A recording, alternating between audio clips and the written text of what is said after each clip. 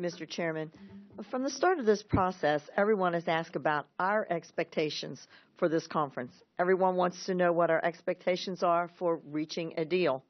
And this isn't surprising, as has already been said. Anyone who can look at these two budget proposals forwarded by the House and the Senate and see that there are significant differences. But these differences really are only half of the story. And instead of focusing on these differences, we should focus on areas where we agree. After all, we all agree that our debt and deficits need to be addressed. We all agree that our economy is not growing nearly as fast as it should be.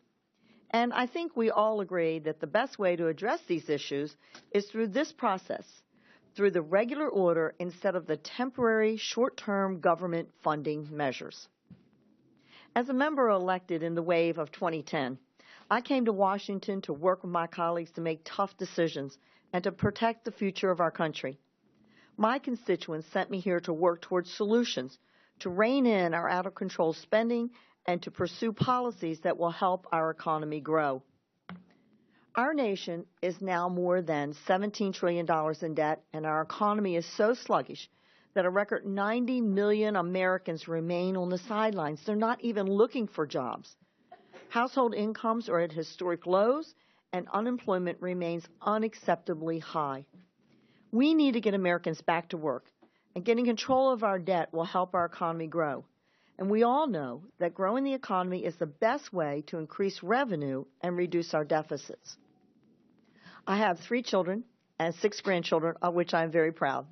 And every day I worry about what this country will look like for them when they are my age.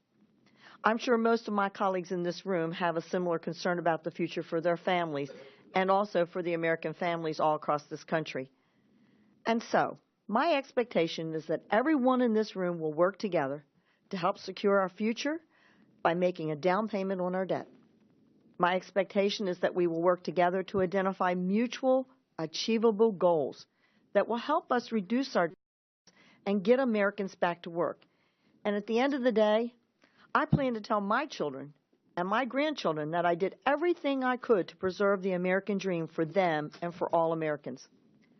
My expectation is that everyone on this budget conference will be able to say the same. I'm grateful to have the opportunity to join everyone here at the table, and I look forward to spending the time over the next several weeks finding that common ground. I also want to thank Congressman Ryan and Senator Murray for your leadership. Thank you, and I yield back.